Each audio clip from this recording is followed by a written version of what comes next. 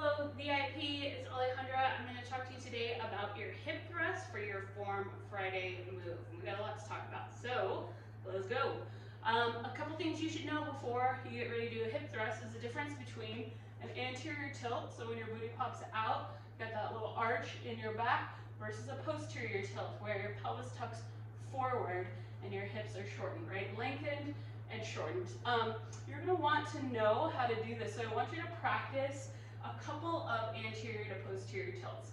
Maybe you're not doing this in your hip thrust, but you are going to utilize that posterior tilt part of it at the top for the squeeze, okay? So a lot of times we notice we're doing hip thrust and we send our hips forward, like my quads shooting forward.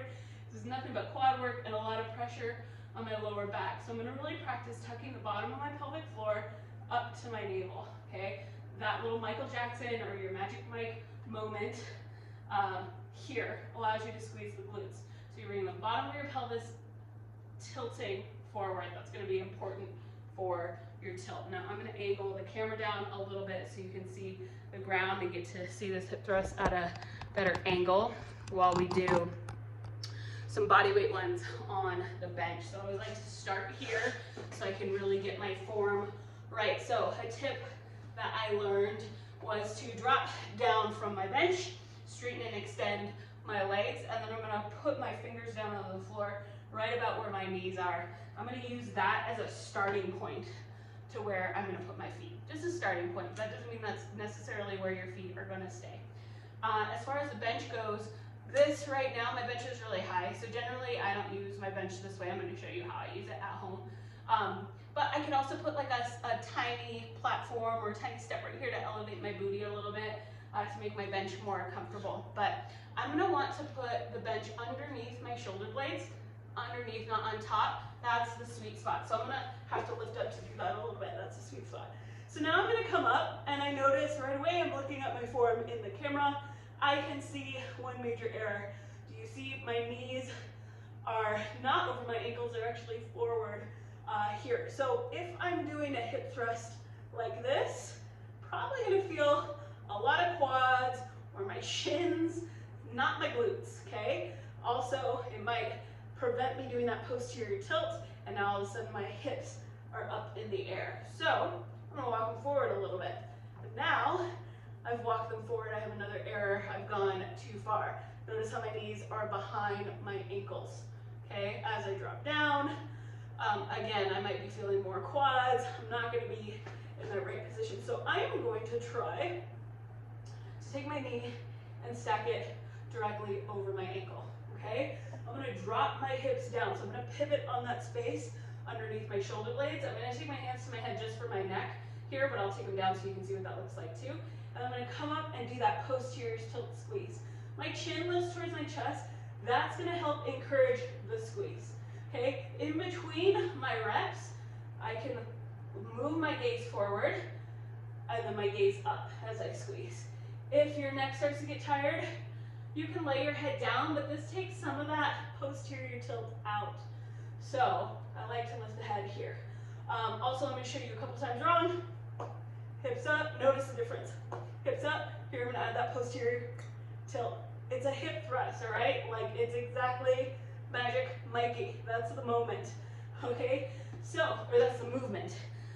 So that's what it looks like on the bench. Again, you can have a little platform here to elevate your booty, but I do not, and my bench is a little high. So this is the version that I do at home. Also, in the gym, you can use the hamstring curl machine for hip thrust. You can use the Smith's machine for hip thrust. I like to use that because it's nice and stable, so it does take that instability piece out of it, but it's great for a setup, especially if you're lifting heavier and you don't have somebody to spot you. That bar is there, you can rock really quickly, and you can get the setup really nice, really, really easy on the Smith's machine. So I'm going to drop this down to a decline bench, and I'm going to push my bench up against the wall I have here. And normally I don't think you need that, but maybe I would put a mat down or something if you have a really slippery floor like me, because when we're lifting heavy, the bench tends to move. So for this hip thrust, I am going to use 45s on here just so you can see that. I'm going to scooch this guy a bit. Oops. Now the higher underneath the bar, okay? If you're trying to use no weights at all in a barbell, or like little 15s, 10s, which is what I like to warm up with, it's just really hard to get underneath the bar there. And then I also have this little pad. I'm actually going to take it off and show you.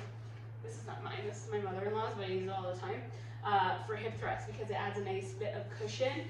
You could also use a pillow, you could use a cut-up yoga mat. I'm going to put that on and then come up. So I'm going to make sure my bar is nice and even here, and I am going to have a seat. Now for this decline bench position,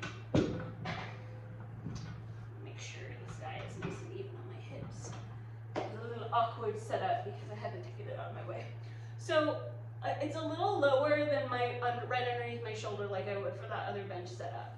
Okay, I'm gonna find my feet in that nice position. I'm gonna try like a rep really quick and see, make sure everything's set up. So even though my setup is different, I'm gonna do the same movement with my body. I'm gonna take that tail and I'm gonna tuck it up and really squeeze my glutes. My hands are to my barbell for nice support, and my shoulders are down and back, okay? I'm gonna take a deep breath in, and then I'm gonna exhale, lift and squeeze. Good, nice, and then come back down. All right, I found my heels are a little bit close on that one, so I'm gonna adjust everything. Here we go. All right, deep breath in, and exhale up, and squeeze, there you go. Everything feels about right here, so now I'm gonna stop moving my head to look at you and do a few reps. I know it's hard to see with these big plates on here, but I'm doing that same tuck. I'm just tapping the ground for a second, so my range of motion is nice and low, but I'm not limiting it. I'm going to kind of show you from the side what that looks like. Okay, so I'm here, my bar is here, up, squeeze, up, squeeze, up, squeeze. So that's how I like to do it at home. The decline makes it a little bit more cozy. So try it out. You could always use a higher bench like mine the other way, the first way. You can put dumbbells on your hips. You can put kettlebells on your hips. You can do this as a single leg motion or a B stance. Have fun with it. But let's see it. Let's see your form, and we'll give you some feedback. All right, thanks guys.